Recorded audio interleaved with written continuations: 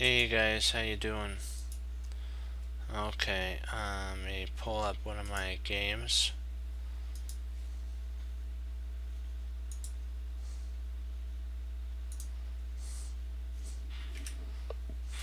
I'll go to analysis. But we'll just do one real fast and then we'll get into this. Because, to get warmed up.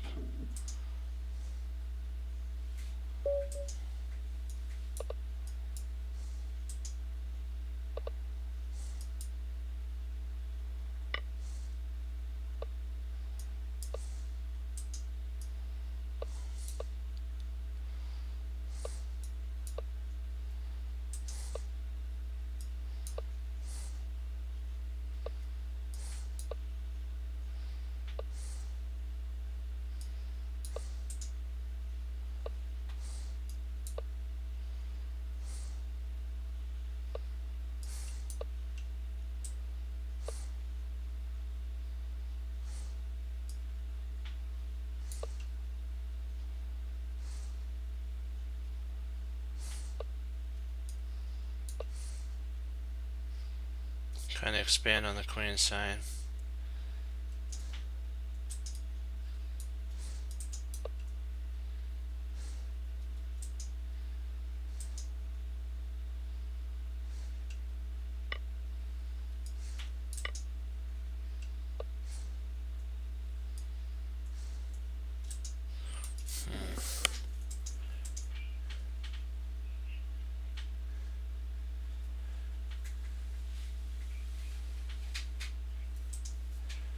Let's see if I play knight takes pawn, pawn takes pawn, bishop takes pawn.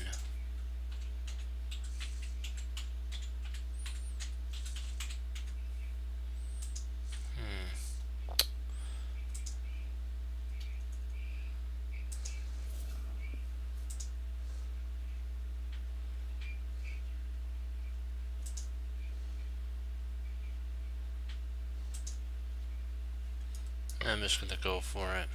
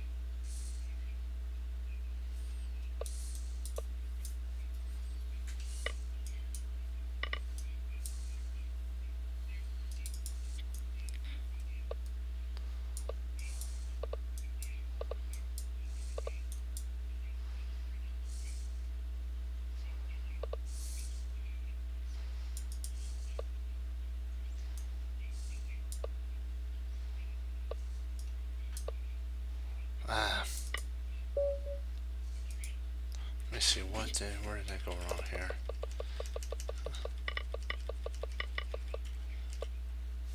Okay, hold on, because there's this, I know there's a point here.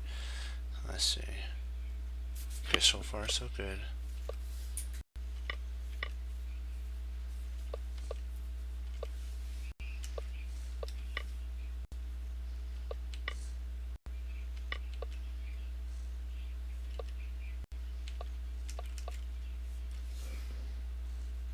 Okay. There's also this point here. I'm going to check something out.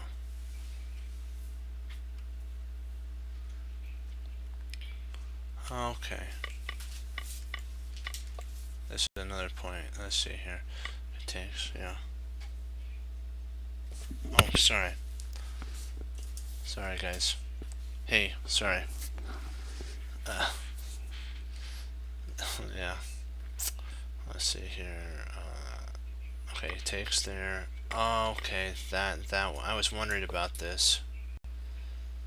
Okay, if he plays there. Oh, wow, you could just take. And if takes. Alrighty. Okay, then you can actually double up. Oops. There we go. Then you check. Okay. We'll try one more, then we'll get on to our studies.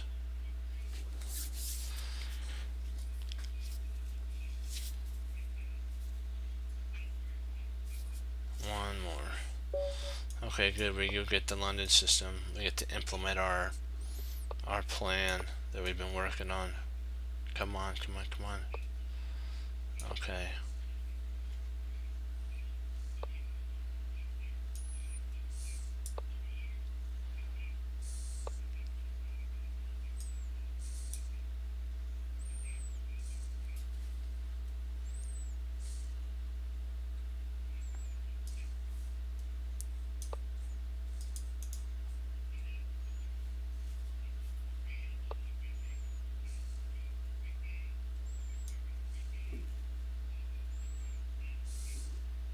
Sometimes I do.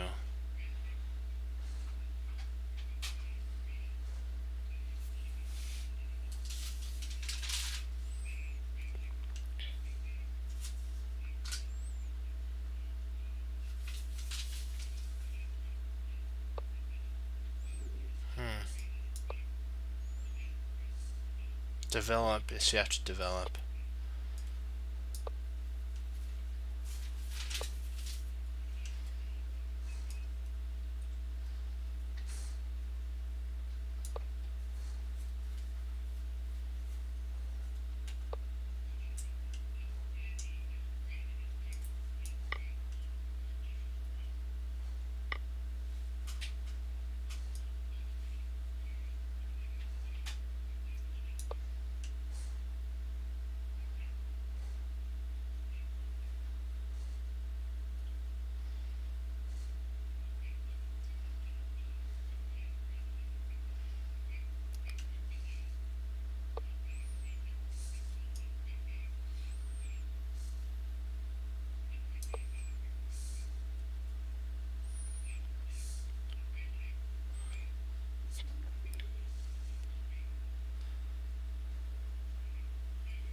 We win a bit rook here.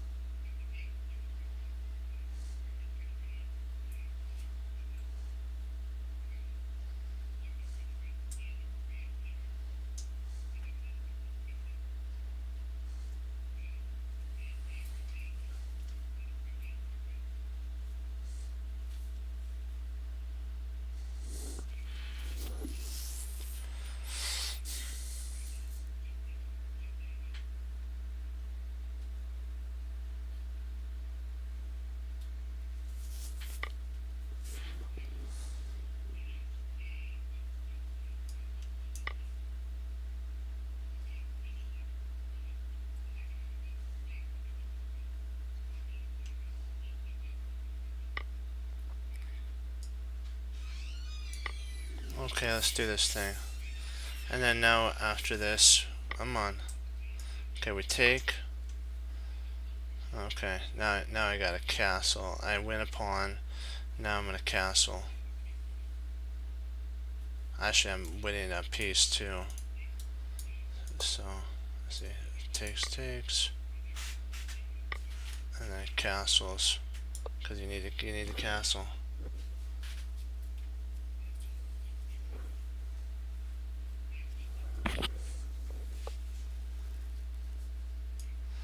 Okay, alright, I need to be careful here because it's attack my rook, so let's see, if I move here, he'll bring his bishop there.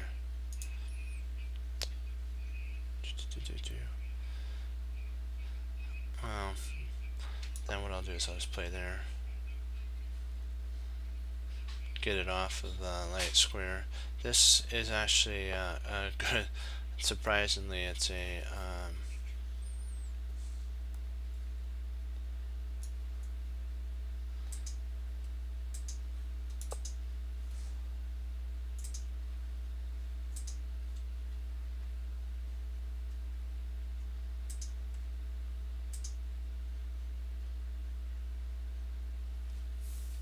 so I try to play rook here, and I'll play queen there, and if he pushes, I'll just push b3, and then I can always retreat my queen back. It's not good to go roaming and get your queen trapped.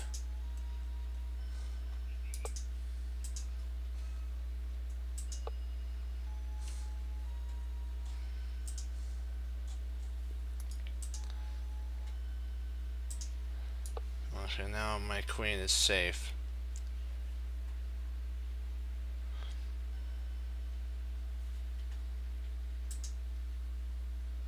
We're ahead this time on time, so we just got to we have to keep our time ahead. Come on, just stay focused. Keep your time.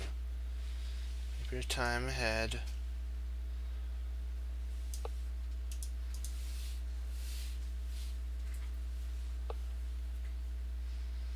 Okay.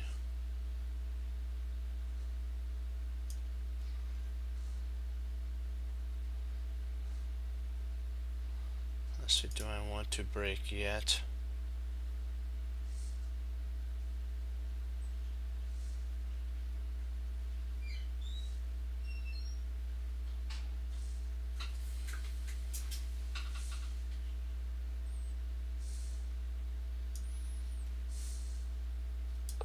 Yeah, I like that.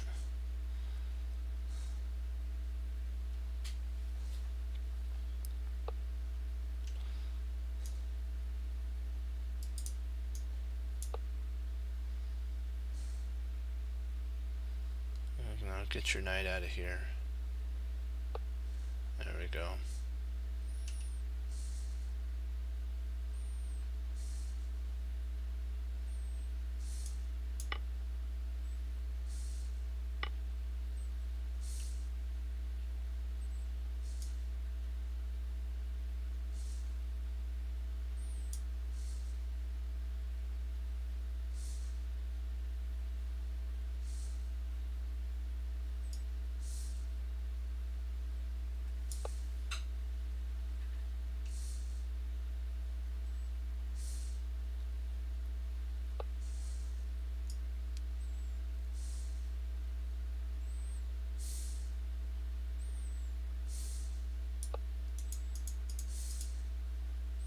I'll be careful not to place a thing there, so I'm going to see if I can't get a pin.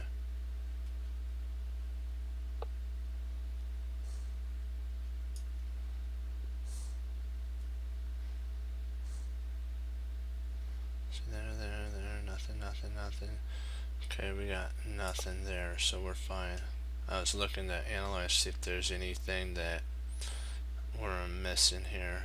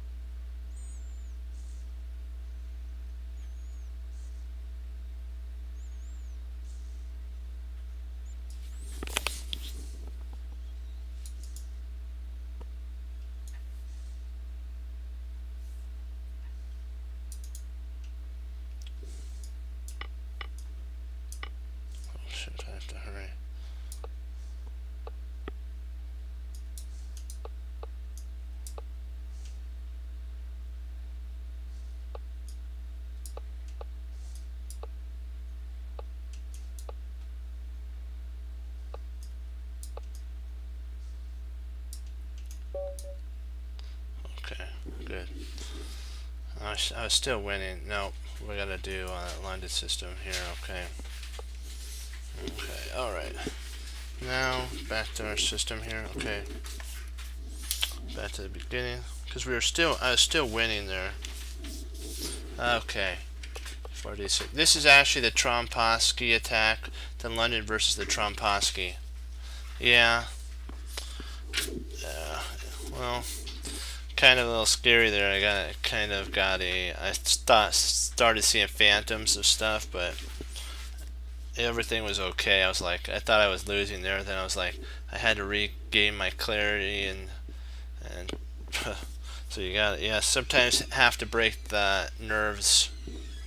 Okay, here, there. Okay, this is like the Slav, but what happens is the Trompowsky attack actually comes with, he was talking about here, wait a second, let me go back to here, I'm sorry. Instead of playing B to D2, there's actually a line that if you play C4, knight E3, B3, and he says that if this ever gets played on you, which he says potentially it might, because some players may want to keep their queens on the board, so what they'll rather do is defend the B pawn with the queen, and then later on play knight BD7 and knight D7 to B6, and then block your queen's attack on the pawn.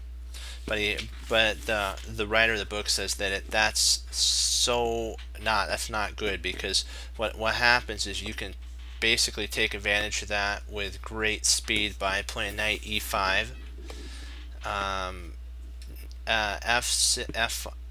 bishop F5, knight C3.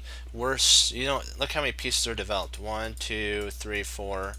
Black only has 2, and they're not as good pieces, let's just say. And this bishop potentially will come into play pretty darn soon.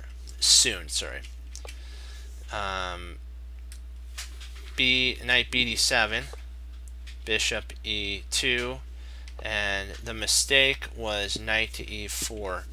The correct move to kind of keep the play and not let white have any counterplay is actually H6. It takes away the infiltration point of G5 for his pieces, like the bishop and all the different pieces that come around like that. But when the pawn's on H6, you can't do that. But in the line he says this potentially could be, by the computer kind of did this line, so he went over it.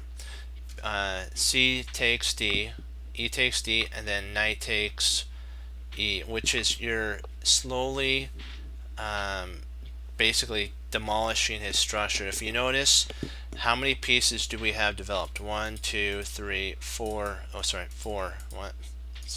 1, 2, 3, 4. Black only has 2, because this queen isn't developed. It's still in the back rank. So is this dark square bishop. F5 was played, and then F3 exclam. Because if you take here and we take back, we've actually removed one of black's best active pieces, which is his light square bishop. So in theory, I consider this kind of like a half development.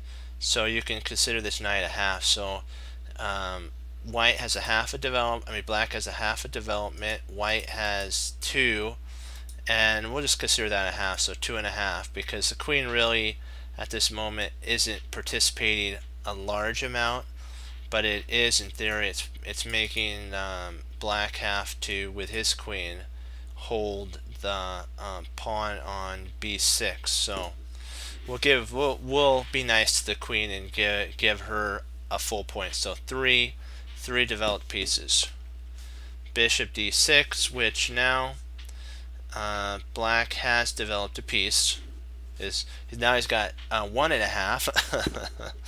Knight d3, and white's like, fine, take my bishop. If you do, I'll take back. That's what he does. And now his knight is so superior to this knight. This is almost, in my opinion, worth 2 developed pieces because of how superior it is to this knight. Knight f6, e takes, and then g5, c takes d. And what could he do if he takes back here? If black takes here, I know you guys see kind of the move that white would play. I'll let you guys kind of, actually I'll do this. If black takes the knight, that's what I'll say. What's white's best move? And I'll give that small puzzle, a 1-move puzzle, to you guys to look at.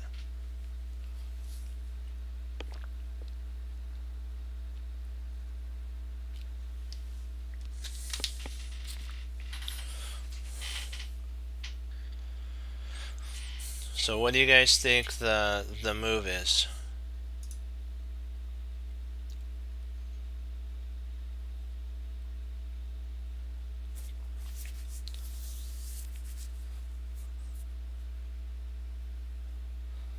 I'll give you guys a little bit of time to put some, if you guys have any ideas on this. What is white's move? White to move and win. Excellent. Good job. That is right. That's right. He said that's what would have been played. The opponent resigned at this point. Rather than even taking the knight, black resigned because he saw what would happen if you take there. So black just kind of said, no, I'm fine, we'll start another game. But you know what, because you wouldn't want to have that on your hands, something like this, and then, or sorry, not that, you'd have to come there and then you take, and then queen takes, and now you're up a whole exchange. So you could castle at this point, and black can't take because, of course, you guys see if he takes, he drops a knight. So we have to delete that.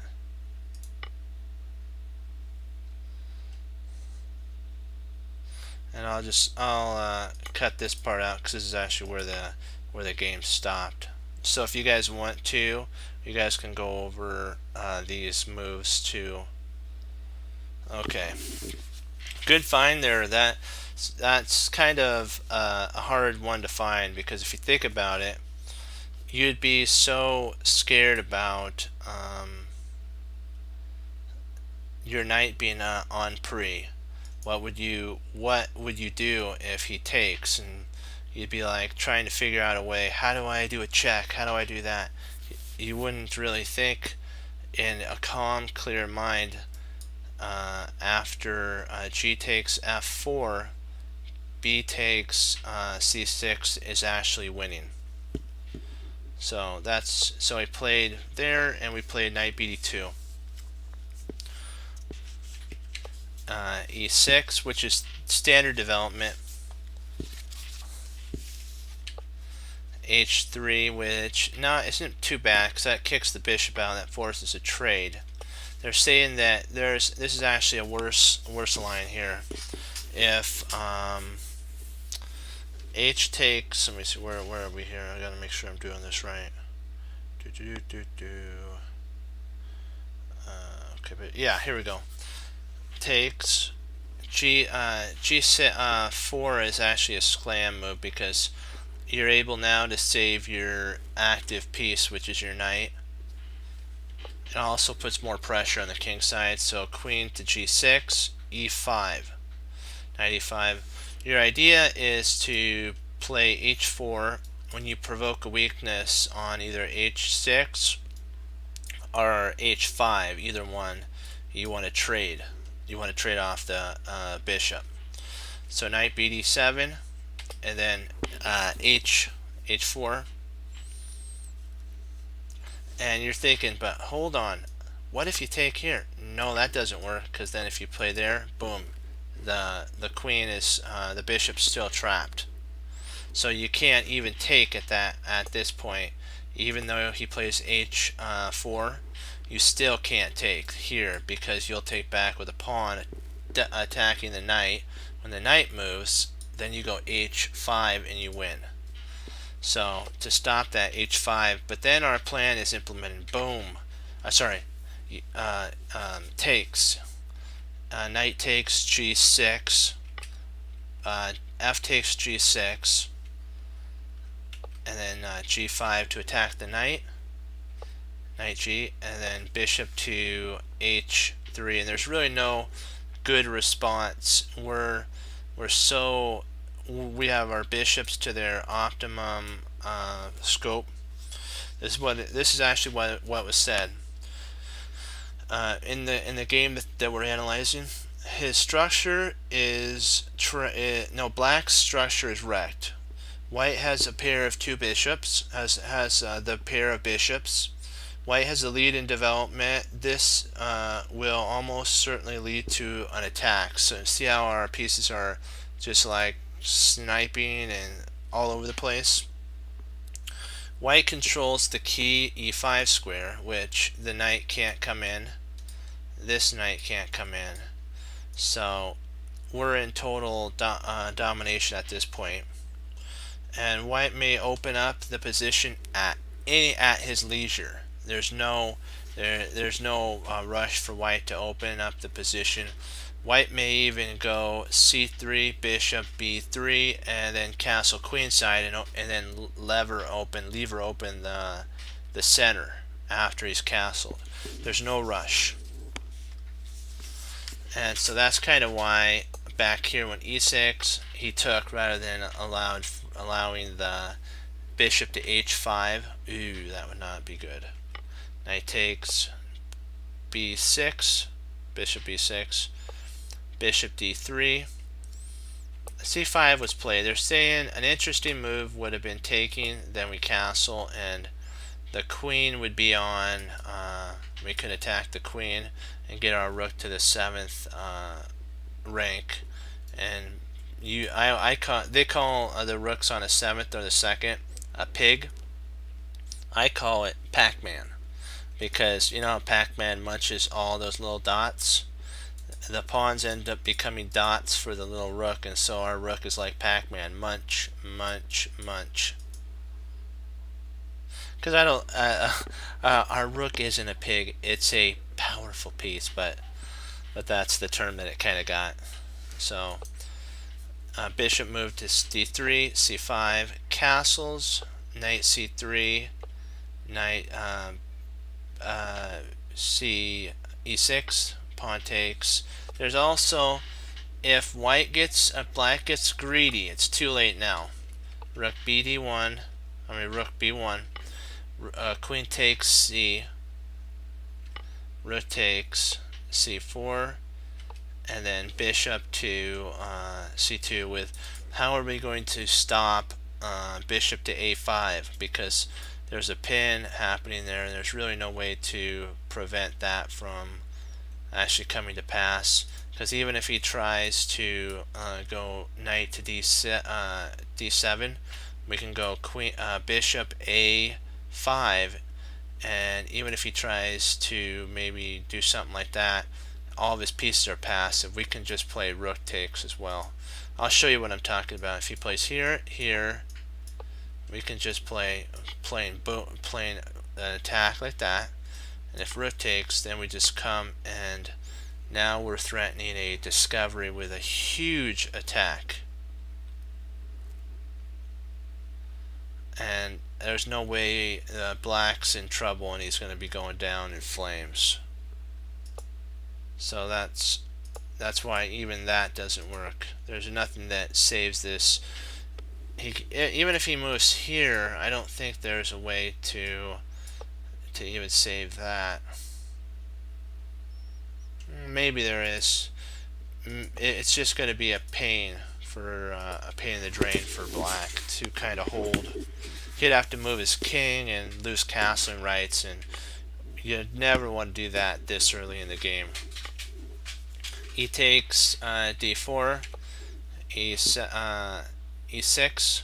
I mean e7, not e6. e6 would be there. There's a pawn there. There's an interesting idea. They said that this is a potential idea. B takes and then rook. But you have to remember that you got to be careful of taking here, because rook takes, knight to rook c8. Bishop pins the knight to the king. And then at this point, queen to a4, and there's no way of stopping. We're going to win something here. We're going to win a piece. Even if he plays there, you just smack off that piece.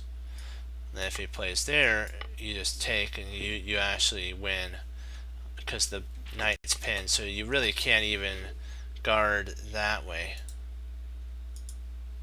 There's really no way to hold this position together after that. So they're saying if here instead of there's queen a2 is actually the most proper move, and then a6, because that stops our idea of bishop to b5 with a pin on the knight and the queen coming over. So this holds the position. So bishop c, this gets also, I believe, if I'm not mistaken, this should get an exclam. Let me see here. Hold on. Let me make sure I'm doing this right. So 11. Hold on. Queen takes. Yes, it does get an exclam mark. I knew I forgot something. Well, this has the same ploy now. Rather than infiltrating that way, our idea is to go bishop to a4 this time, with the same idea of a pin, but just a little different, and there would be still no way to handle this pin here. So a2, and then you bring the knight in, and then bishop to e7, and there's still some play for one second. Sorry about that. There's still some play for black, but not much to show. So he takes, and then bishop e7, queen e2, castles, rook a b1, rook f to c8, and see what they're doing is they're lining up their rooks. This one guards the pawn and is right on scope with the queen. The rook and queen eye the bishop. So if they try to push here, we have enough to take. So we're kind of locking down black's position. Queen d2, d8, getting off of the open file. I mean, not open file yet, potentially a half open file. G5, now we're threatening to potentially go bishop e5, and some huge attack coming down the pike. Queen f8, and then g4. Now this is a really big move. There is h6. I know you guys saw h6. I'm gonna let you guys kind of for a second take a decision on. There's a move that white has to play, and it's a combination that actually gives him a pretty good attack. I'll step back and I'll let you guys. I'll put it in your guys's side of the board. What would you do if you were white here? What move would you play? Because h6 was a mistake. What move would you play here?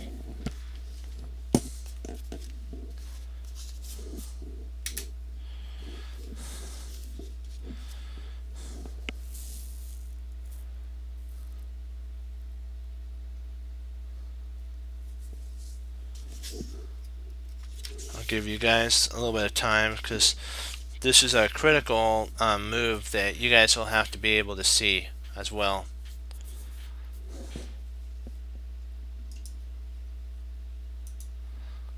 So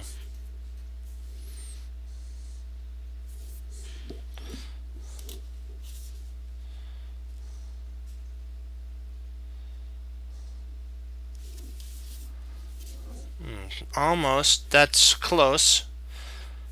But think of a sacrifice. Think of a sacrifice here. Or be brave. You know, you gotta have courage for this move.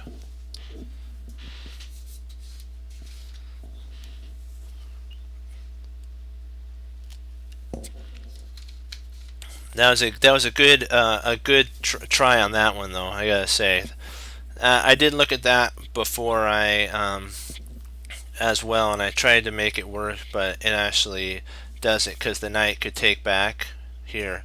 But there is one move. It looks so outrageously, crazy. But this is a move that because of h6 being played, it's possible to actually be played. And I was like, you're kidding me, this can't be right, but it's playable. It's like, wow.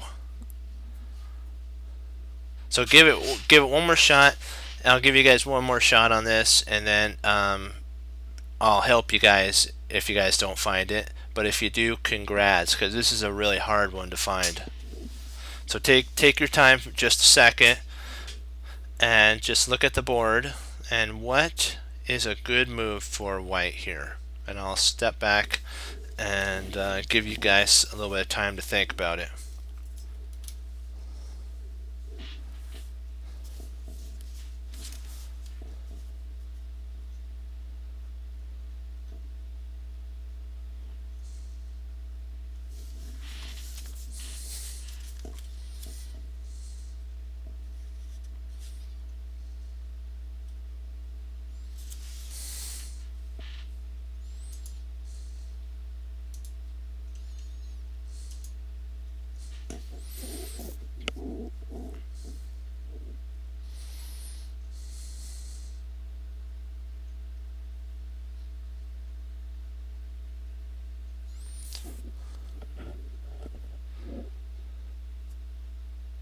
Don't be afraid to choose. We'll go over all the lines. We'll talk it out.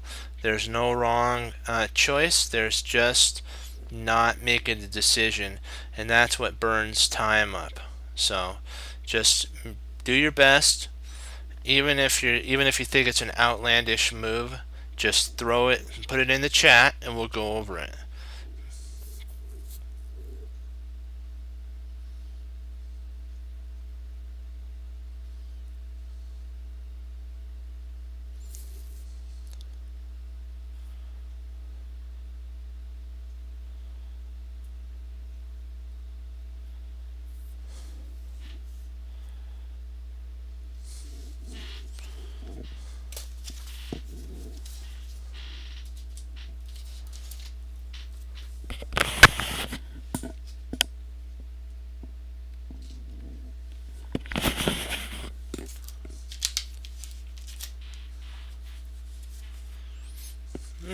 Knight e6.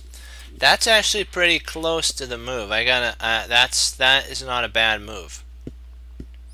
Surprisingly, this move it doesn't seem like it's gonna actually work. That was close. I gotta say, that was good thinking there, because you were close, really close here, because it does make sense. If you takes, you kind of have a similar move idea set up.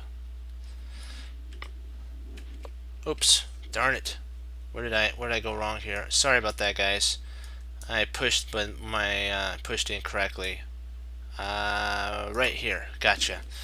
All right, but see, the idea here is when he takes, now you come in with your queen, and it's a little bit different, because what happens when the king comes back now you get you get a tempo that you need, which is the bishop to g6, and basically it's time to shake hands and move on to a new game.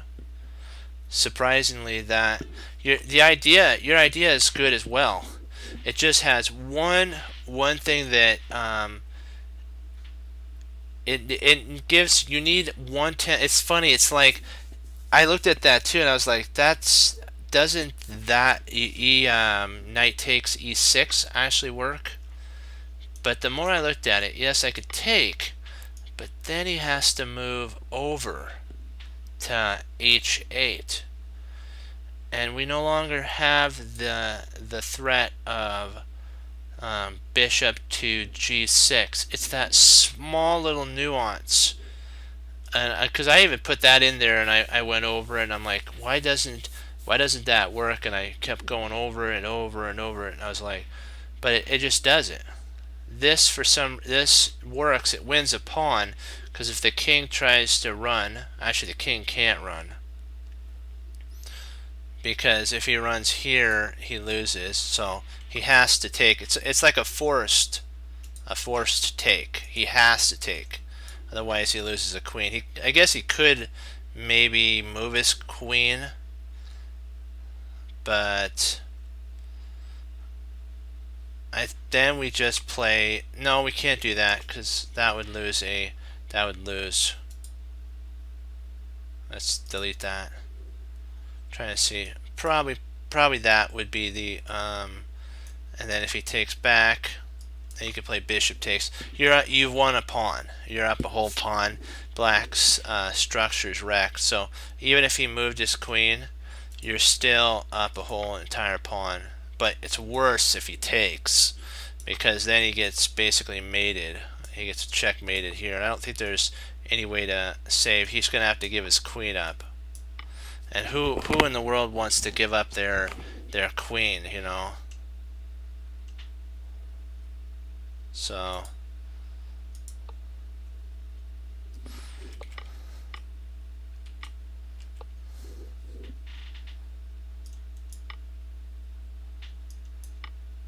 it's not the idea isn't bad. You win 2 pawns for the piece. It's equal. It's just that it's those small little tactics that change everything, that you have to be very careful of. I even missed those. I didn't even see that until I looked in the book. I'm like, what? How come that's a mistake? And then I put it out and I'm like, that's cool. That makes I would have, because I'm still learning along with you guys. Sad to say, I probably would have retreated my knight back. I would not have seen that. But now that I saw it, I'm like, that's a cool idea to look for now. When you have a rook and queen and a knight situated like this, there's a lot of tactics that could spark in the air. This right here could start a huge chain reaction of an attack, especially with how many pieces we have on the king side and only one piece defending. Really, we can really do some damage, and we just have to take that into consideration when we're ahead in development. You have to see if there's any sacrifices. You can even sack a whole piece if you're this ahead in development and win. And I was like, wow.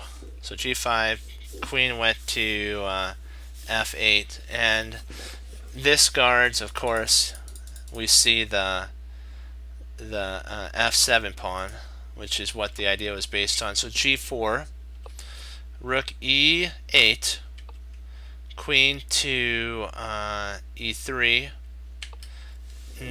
bishop to b6, bishop takes, queen takes. So in black size, he's eliminated one of the attackers. So now we, in theory, only have 3. We used to have 4. So for one of black's kind of not as good pieces, he traded off. I think we traded off okay. in that line we'd have to take. F4. This is a really nice move. This is getting ready to move our king out of the way, queen out of the way, and potentially up here, and then at the right moment push. So A6 is played, which is black's playing on his strength, which is the queen side. Our pawns are pointing to the king side, so we'd be playing very similar to kind of like a Nitovich position, which I believe he's the one that said that where your pawns are pointing, you should attack. And so our pawns are all pointing to the king side, which gives us more king side space. In black's world, if you want to think about it, his pawns are all pointing to the queen side, so that's in theory where black wants to attack. And that's why A6 goes right alongside with that idea of attacking on the queen side. Knight F3, and then A3. This stops really some of the counterplay, because if he plays there, we could potentially lock down with B4 if we needed to. If B5 is played, B4 would stop everything. B5, but we're not really worried about that. You potentially could do that, but rook to A5. This is an idea here that is surprisingly. So knight E5, A5, and this is a critical point here that I'm going to also step back, and this is an interesting. Surprisingly, this actually works, but this is a sacrifice. You have to. I'm going to let you guys see what you guys see. If you see the sacrifice, and I'll step back. You're white, and there's a sacrifice that you have to play, and I'll give you guys a little bit of time to choose what you guys think and put it into the chat, and we'll go over the idea.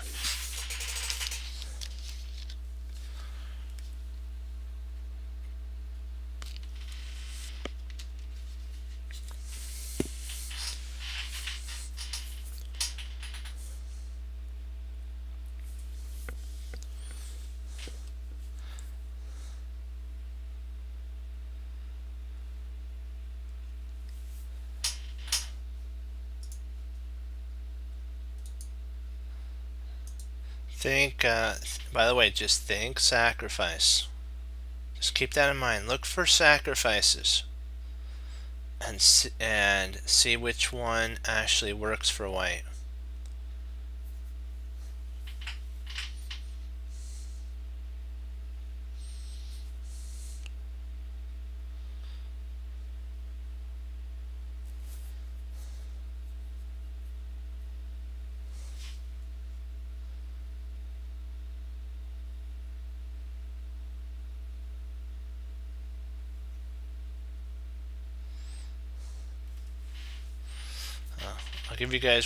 I'll give you guys one more minute, and if you haven't put any in, I'll show you the move, because it's kind of a little hard to see, but I know you guys can do it. So I'm going to give you guys a little bit more time to analyze the board and put in. Ooh, nice. Yes, that's actually the move. Sweet, yes. And then takes that. Yeah, good job. High five. High five, man. Yeah. That was a great find. And then now what happens is queen comes back to attack, queen check, knight king G, and then G5, which now we're threatening to checkmate. So knight has to go back, and then wham, it's like smack. And if this knight takes, I even looked at this, there's no way to stop mate.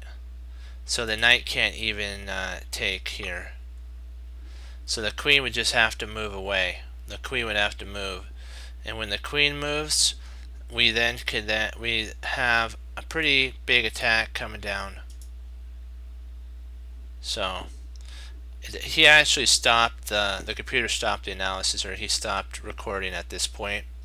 So, but I wanted to show you guys that great find, guys, on bishop takes h5, h7, and then knight takes f7 as well. h7 and f7. Good job. Okay, so what was played was a5 instead of that line. So oops, I gotta get off there. e5, knight c4, and the queen's moving around. We're getting ready. h3, h4. I believe this. Does this get the queen to h?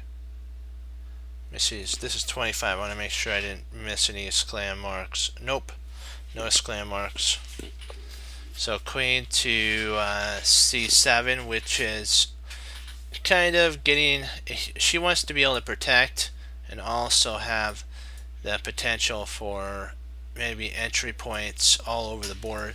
This is kind of black's queen's best spot, but it's also kind of a little scary if you want to think about it, because if there's ever a check, if we go like f5, the king moves, and then we check here, we open an attack on the queen. So the queen's on a tipping point. We're just going to say, or a teeter point, which means if you one way or the other, the board will fall over, or whatever you have on that point would fall over if you touch it or if you put something on it. So rook to f1. We're trying to get our pieces involved. This is kind of a longer game, so I'm probably going to, I'll show you guys the moves, because this is like a 98 move game. It's like, whoa. Knight to f3. It was like putting it all in was like, wow, because I had to put in the sublines too, so it was kind of a little difficult. But I enjoy teaching you guys, so it's all worthwhile. Queen takes h4. I mean, queen not takes, queen h4, with the idea of playing at the right moment h6, and then we can undermine the structure and just break open with we'll have a rook, and a queen, and he's gonna basically go down in flames. So knight f7, queen h2, rook a e8, doubling up, which what he was saying is this really doesn't make sense. It's kind of like, it just allows for white to double up, and it's like, what did you really accomplish here? Your whole king side is cramped. Look at, there's like, this is such a cramped position.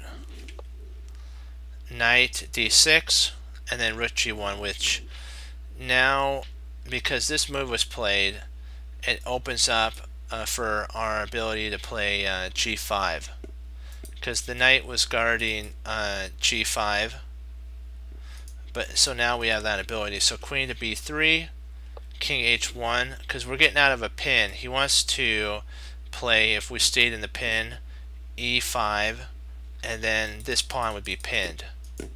When the king got out of the way, though, it doesn't work that way anymore. We can then take back with this pawn. We have enough defenders in the position. So queen to d8 with an exclam. This move actually is a good move. It reroutes the queen and prepares potentially for the queen to move along this rank here. To kind of hold on to the king a little bit. If the rook ever moves, the queen can slide in its place and be a defender of the king as well. There is a move a5, which is a mistake. Queen h, knight to d7, h6, g6, rook gf3, ge3, sorry, b4 for black, and then a takes b4, a takes b4, and then f5. f5, we break through first. This is our thing of breaking through.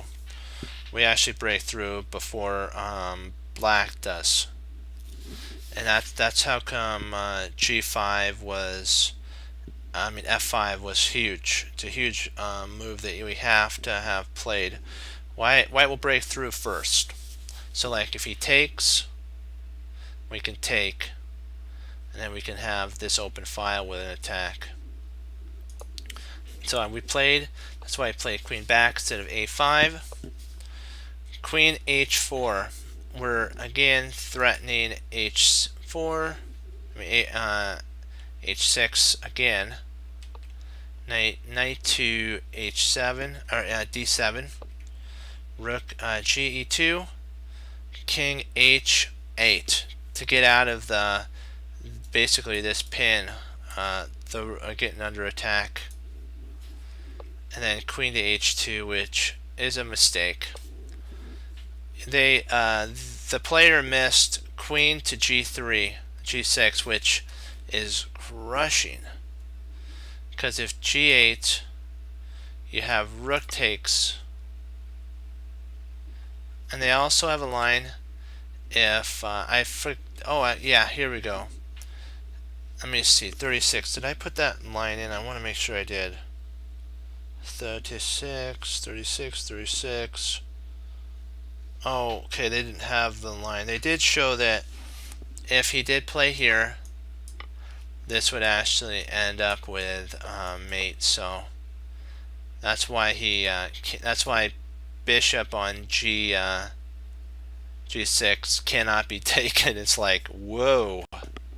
So the rook moves back and then smack. And if you take here, you can just take back. The queen's in a pin, the rook's under fire, black's cramped, and he's going down. So queen H2, it prolonged the game for a long amount of moves. Knight F7, G5 exclam, because we're breaking through. We're getting ready to break through. F5, because if they take, we'll take back, and then we'll crunch this right there. We'll play here, and like if he does something else like takes, rather than if he takes, we'll take, and at the right moment we can actually play H6. He'll go G6, bishop takes G6, pawn takes, and then we can make some action happen as well. H3, queen H3 is an idea too, with a triple attack on the pawn. That's why F5 was played. But then we just go straight ahead, bang with G6, and it's like, whoa.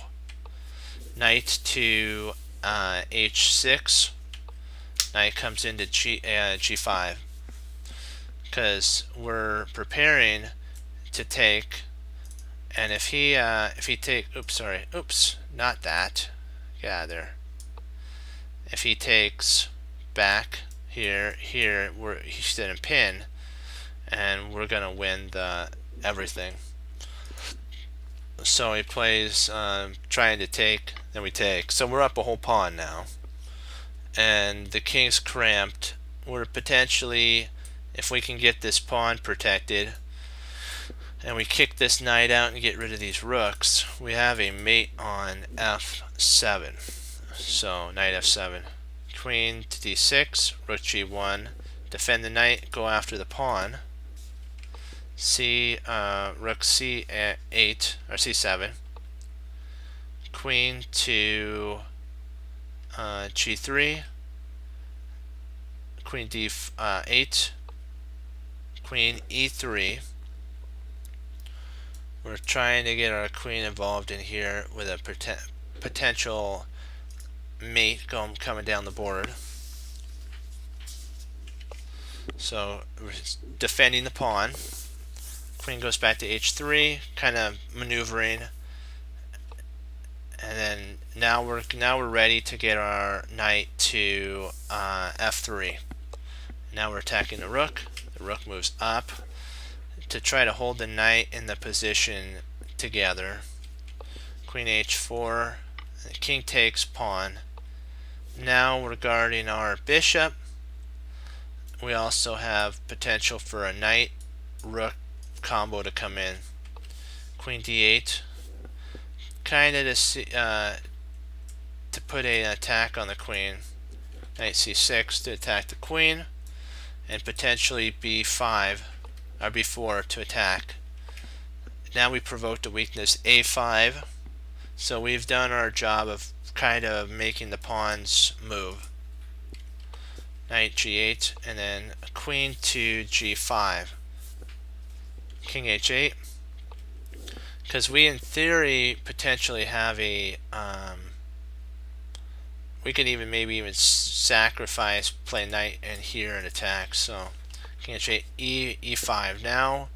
Now this threat of g6 is knight g6 with check is big. So rook h6, trying to, and then we're holding that pawn.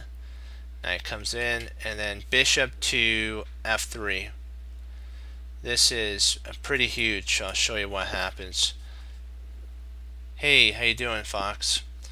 Knight h6 to h7, queen g2, and this is actually a dubious move. They're saying the best move would actually have been rook to h7, because there's a combo that happens, a4. If this wouldn't have worked if the rook was on h7. B takes a, c4. Our c pawn is gonna end up becoming our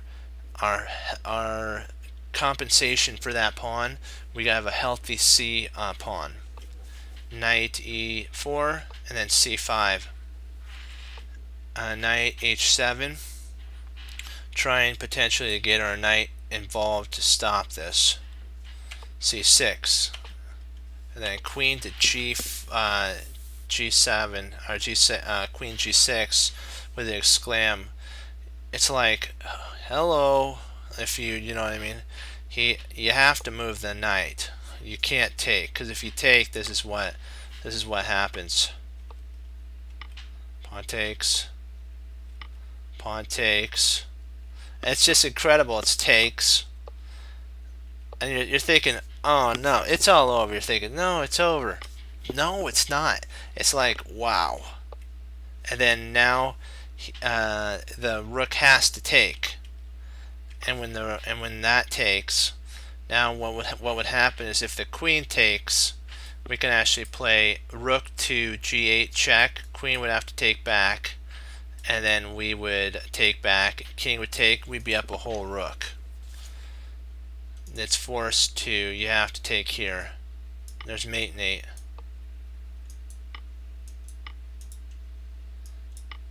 And you get a queen here.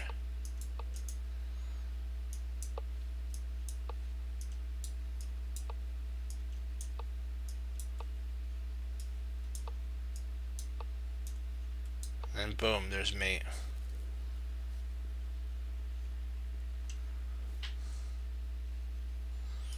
So that's why he didn't play that, but he just played his. So we took back, queen takes. Now we eliminated the queen, and now we're going to be able to gobble up the a pawns.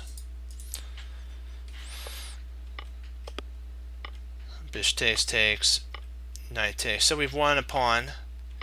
We take the rook. It's forced. He really can't move, so he's forced. Check. Takes, and then we take. Now we're up one whole pawn. We're up actually 3 pawns. So king to g7, rook check, knight, king f6, king, and then it's check. We move g1.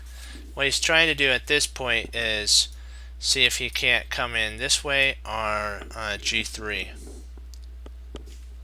to kind of attack some of our pawns. So I'll move that off.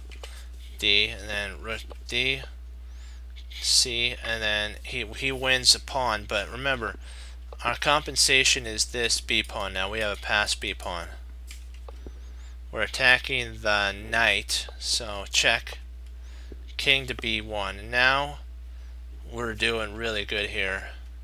This trades off his rook. Check. And then Now we're going after his. We have these two fractured pawns. So we're up a whole exchange, and we're going to get a pass pawn. We have two passers. He does too, but it's not as. See, we take, he takes, and then b4 starts being played. 93. And this is a really good move, really good, because black wants to get involved to guard this pawn and help it come down the board. But if we cut the king off on this side of the board, we then can bring our knight in and shepherd the pawn all the way home. So king f8, e8, knight c4, king c2, d6 which is actually a really good move. Rook d8, which is good.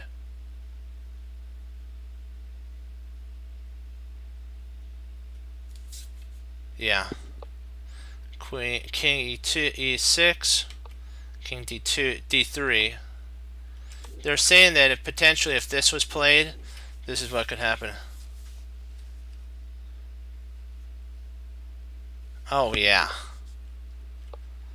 And then you bring there and b3, and there's no way to stop it. He's gonna have to sacrifice his knight for this pawn, and it's just not going to be good for him. So that's why he plays e5, trying to hold. We play rook b, d8. He brings knight b6, and then he plays a complete blunder. That's a blunder, because what happens is that allows the c knight to come in. When the rook comes over, knight to b6, and black wins the pawn. He'll win this pawn, and basically the game will go towards a draw. So this was a blunder. But black blunders right back with a check. It looks winning, but it's not. It allows the king to actually approach. Check. And now we're attacking the knight. The king comes. Now we're attacking the knight again.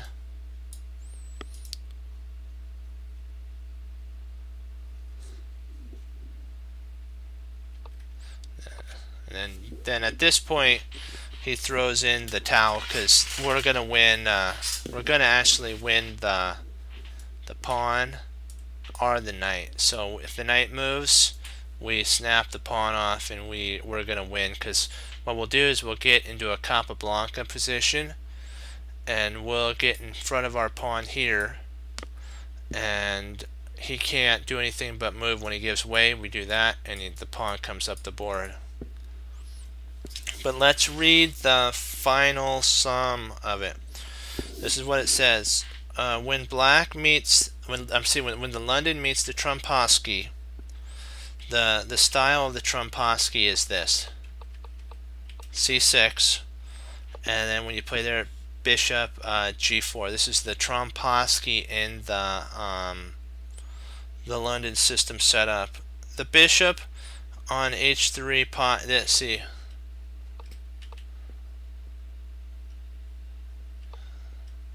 See, what you could do is you could just kick the bishop and make a pocket for your piece. You could just play that if you'd like. h3 is playable, and when the bishop moves, but you have to do it at the right moment. First of all, you have to develop your knight. At the right moment, kick the bishop with h3. When he takes, then you take back. And now if the knight ever thinks of getting a little too happy on h5, we just move our bishop back to h2, and we say, what really have you accomplished now, black? Your knight's offside. You're going to have to move it back, and our bishop's safe at home, ready for an attack to arise pretty soon along that diagonal. So that's this is the Trompowsky, the London system versus the Trompowsky attack. Not Trompowsky, the Torrie attack. Sorry, the Torrie attack. Tromposky something different. Sorry about that. Mispronounce. So we'll go into our games here. We'll go in and do some puzzles. Couple puzzles.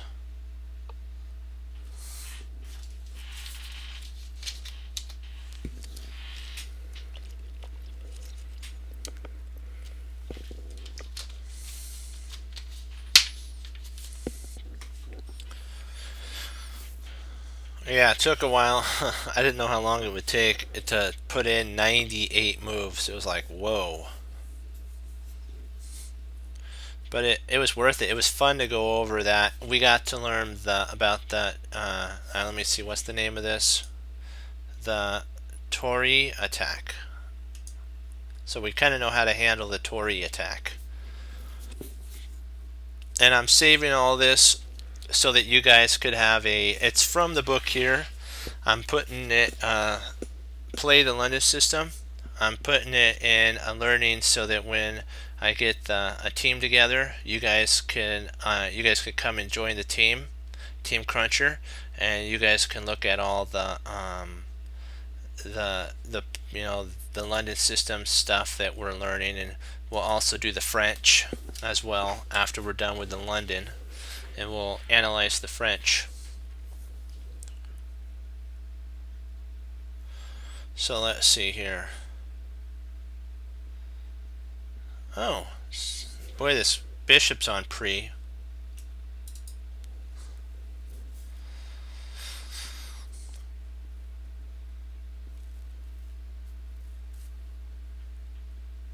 Yeah.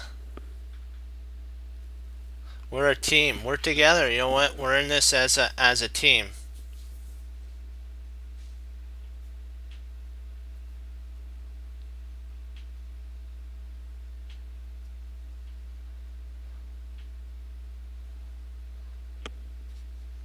Let's see here.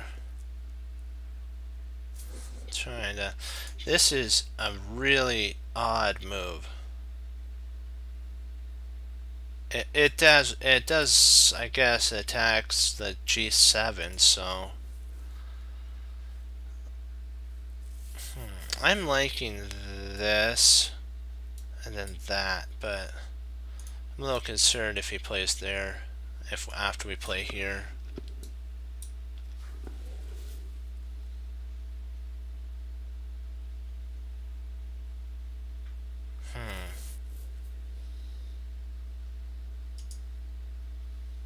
Ooh, nice. Didn't even think about that, but that's right. Good find, Economy. Good job. Let's see here. Okay, if we have to now check because there potentially could be counter play, just to make sure. So if we do F5, that's a good move for black. White has bishop to C4, check.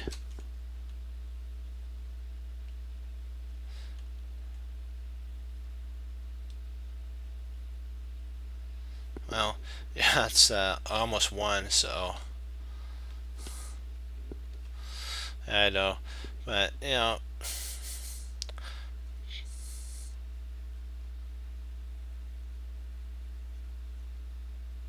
Let's see, so bishop checks, which would be here.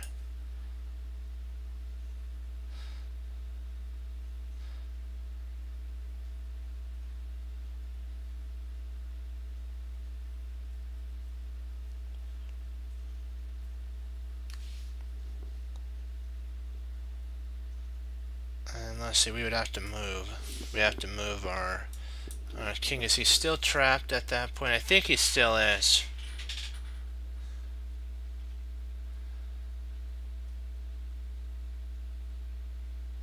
Yeah, I like that move. Oh, drat. What did I miss here? Is it?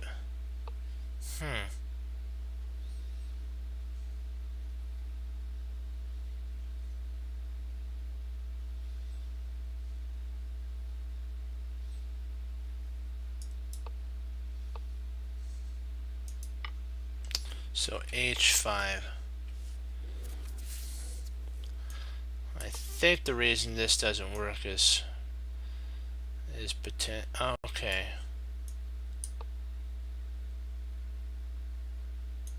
If we take,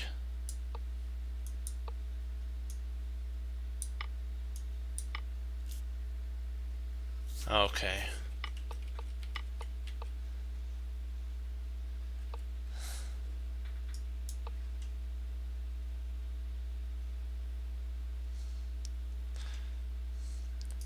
It gives us a flight square, so guards that, and it gives our king a flight square. Okay, boy, I learned something there. Wow, I really thought that was going to work. I did not see that. That was my fault there. Wow. Let's see here.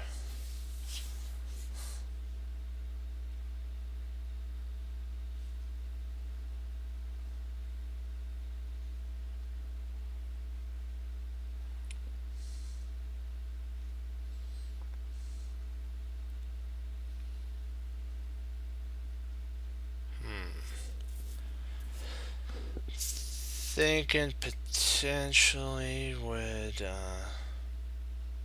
Queen F6 be playable here?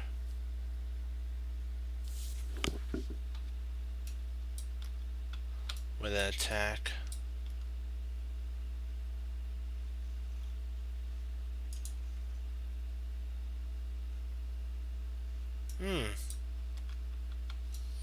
Interesting. So we have basically two queen moves. Let's see here. Queen to B6.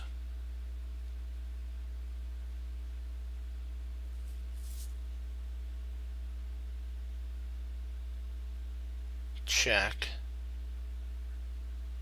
Does he have any counter moves to that? I don't think so. Let me see.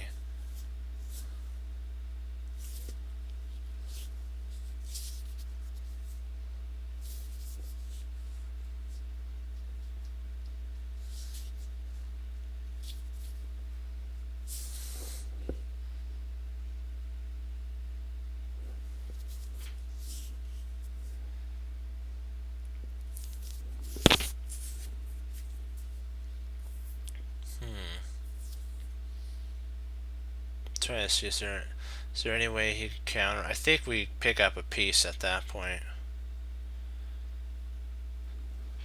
Yeah, I don't really see any counter attacks, so. Oh.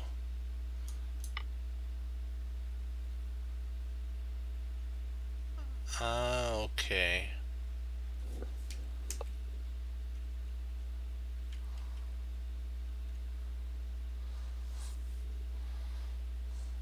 Yeah. I should have checked that.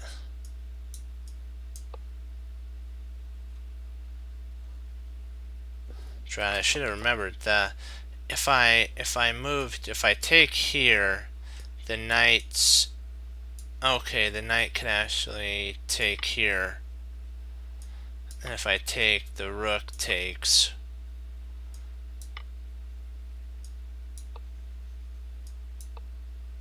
We're still up, so that's still an okay move. It's not the best, but we're still fine here.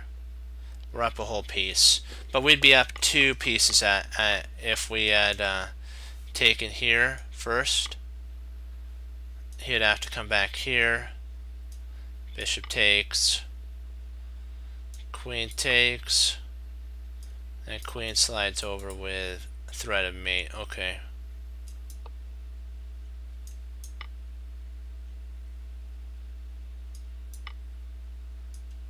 And we're up a whole piece anyways. That's kind of weird. We're still up a whole piece in the other line too. I don't understand why that other line didn't work. Maybe it's just a one better, but it would have worked. We calculated it out. It would have worked. That's just crazy. I think it's because it gives counterplay to our opponent. So I think that's why the computer didn't like it. So I'm not too upset about that.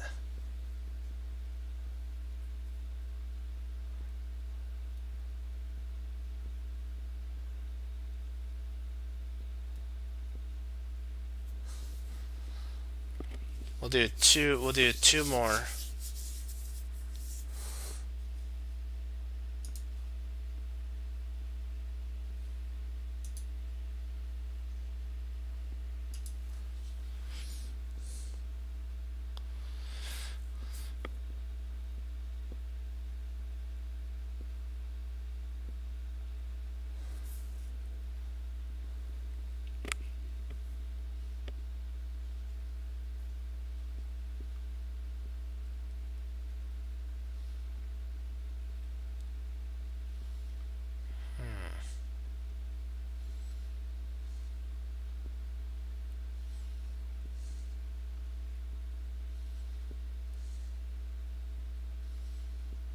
Let's see here.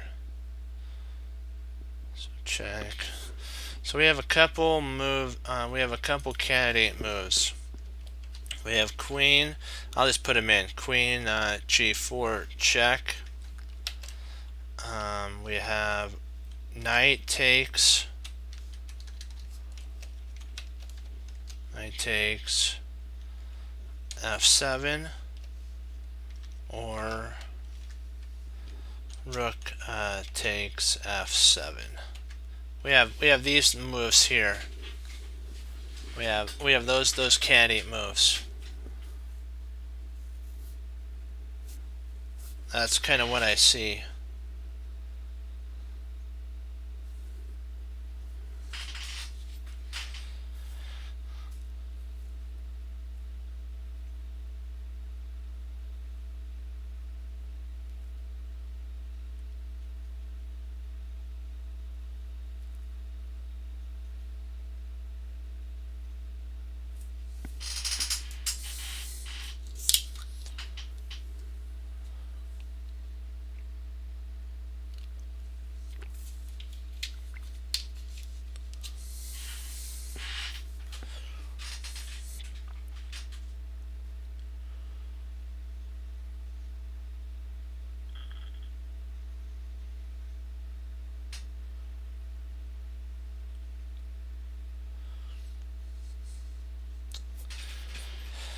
Let's see, if we play queen g4 check, the queen might intercept, or maybe the queen would just move, I mean the king would just move to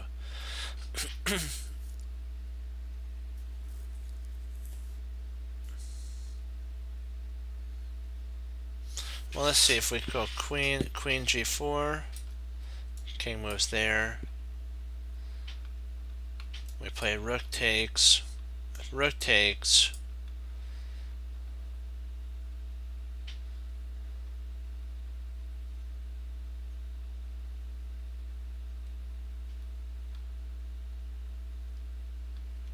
I play check. When queen takes, I'm sorry, check here. What am I talking about? Here, there, there, there. Here, queen takes, and knight takes. And then he could play rook takes, and then king would take.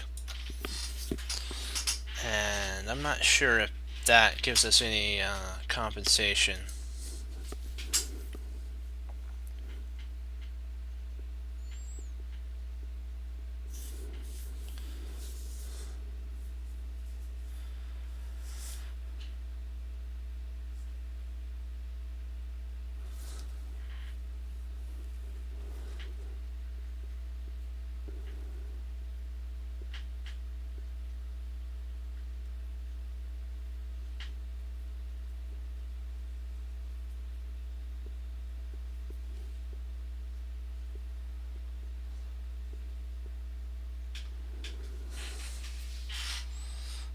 So if we go there, he does potentially have here, so.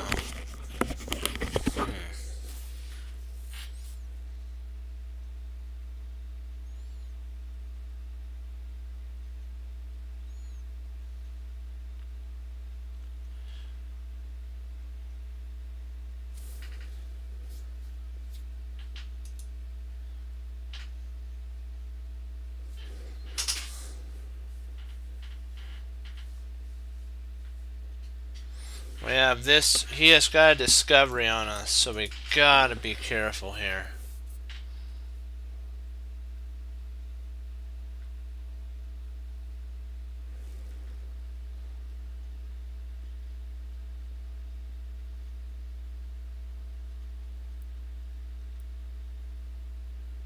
That makes sense.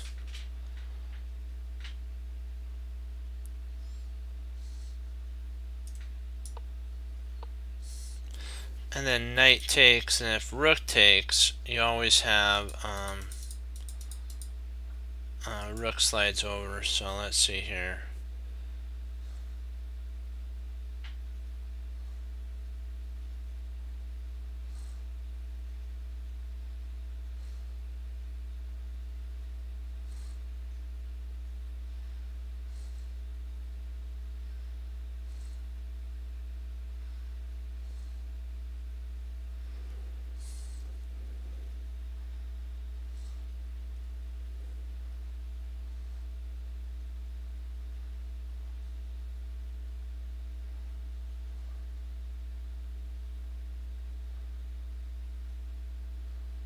Let's see, knight takes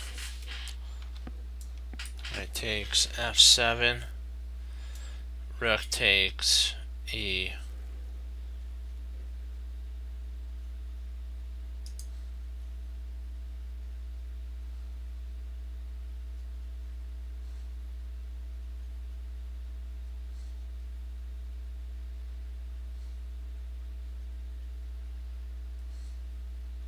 If we take with the rook,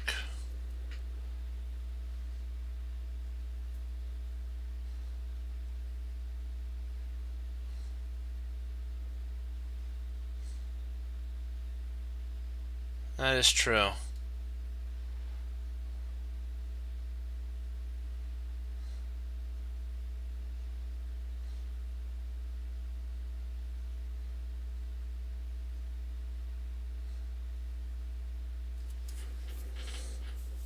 No, don't be sorry. Everything's fine. Hey, I'm glad you're participating. Thank you guys for helping. I really don't see anything wrong with. See, what I'm thinking is if we play knight takes, if rook takes, we have rook to d8, and if rook takes,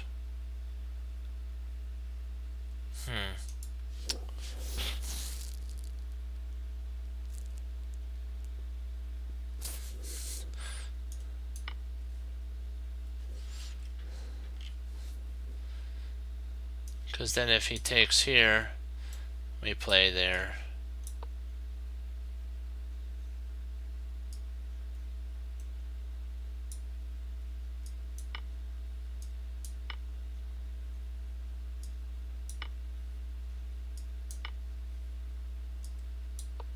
And we're just winning.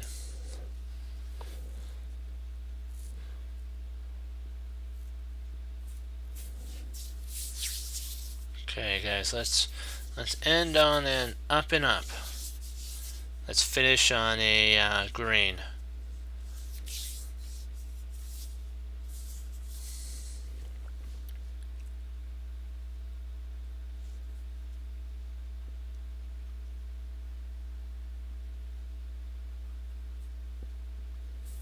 He's trying to go after the c6 pawn, so this is his target right here. That's his target. So we need to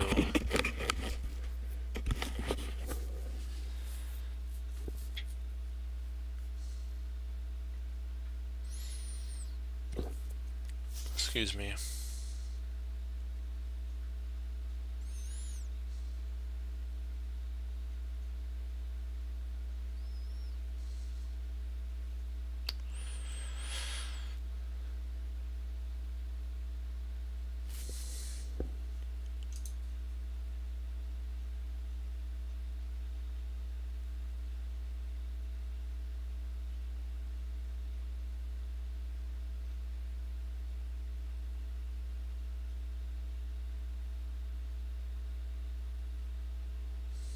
Hmm.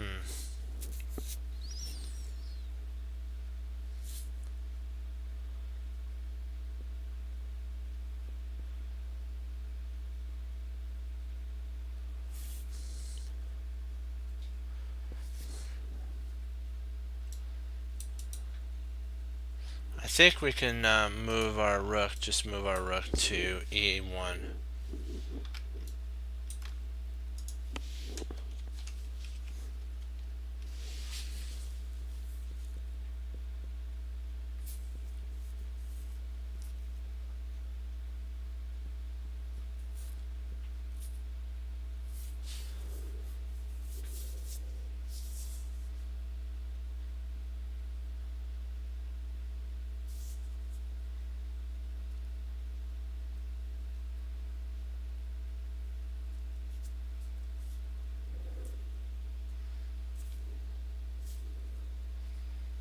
What do you guys think? Rook E1?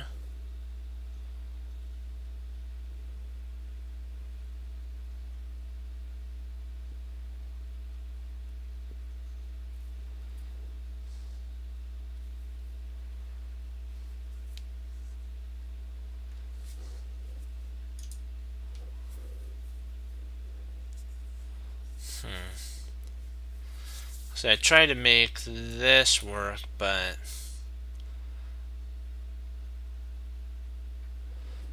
I don't see how.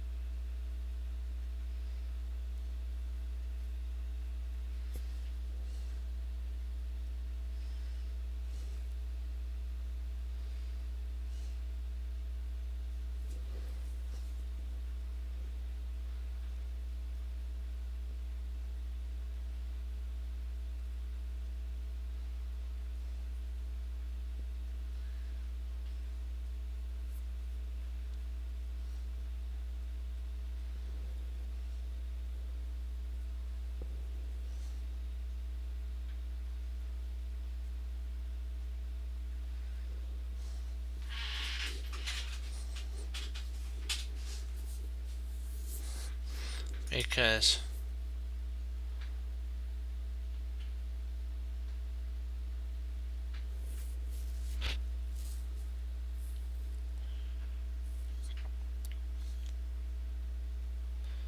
see, the reason I'm wondering if rook to E1 isn't, see, he's got a check, so this is kind of what the response would be. Rook E1, rook A8, check, and king E7, potentially knight, maybe G6, check, and something like that, maybe something like that. I'm trying to see if that's not a playable idea.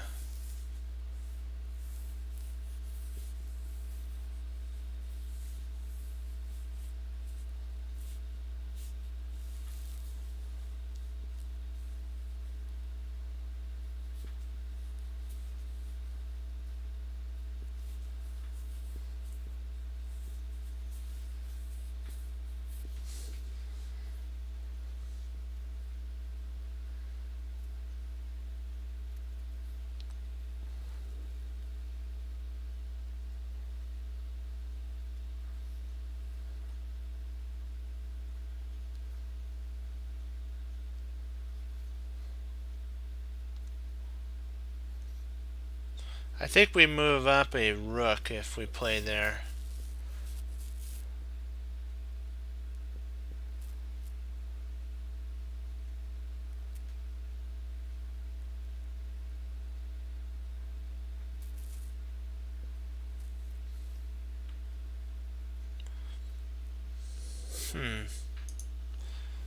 So knight C3, Then we have rook A8 check.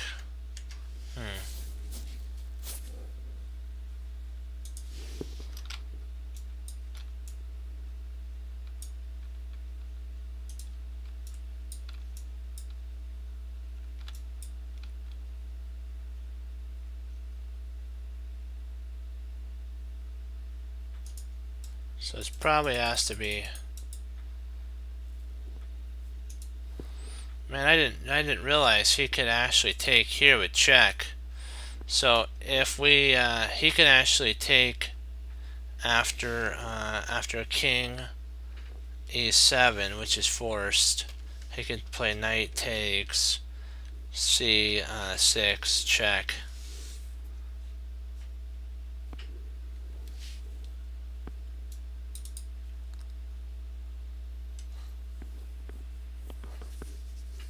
Actually, it doesn't win the queen. This is actually the move. If we did that, I believe I'm wrong on that. Rook A8 check, king E7, and then knight takes C6 check.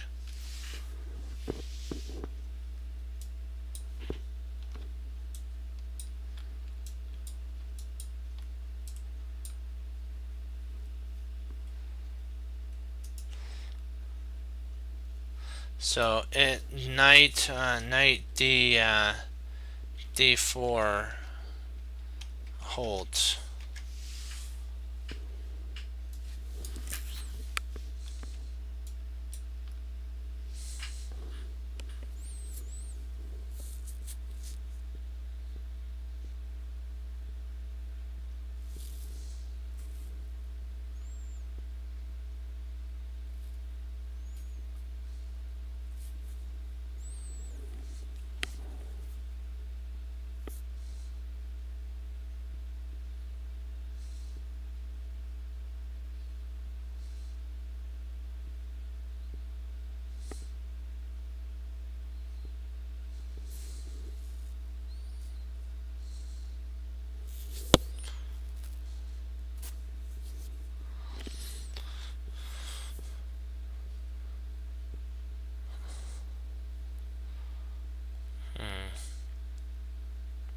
Trying to see if let's see, let's try here. Okay, there.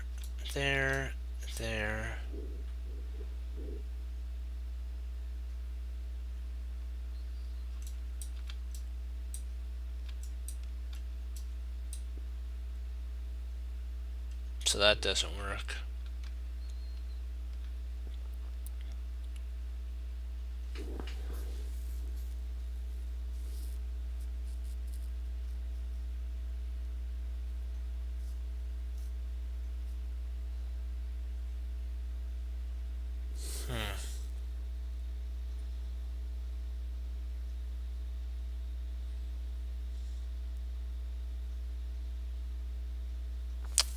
Not sure with this one.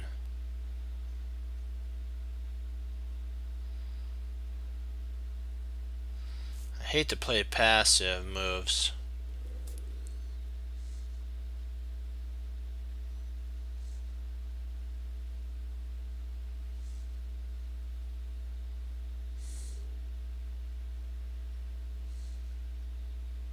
Let's give it a shot.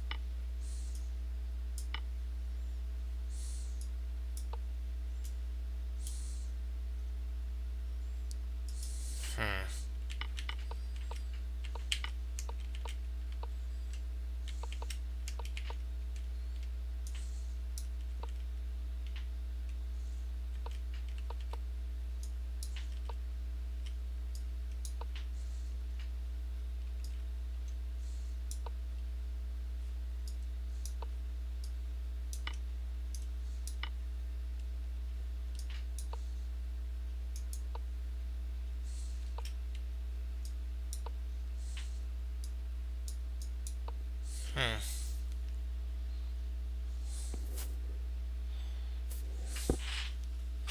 That's okay. We'll stop here. You know what? I learned a huge amount from that one. Well, okay.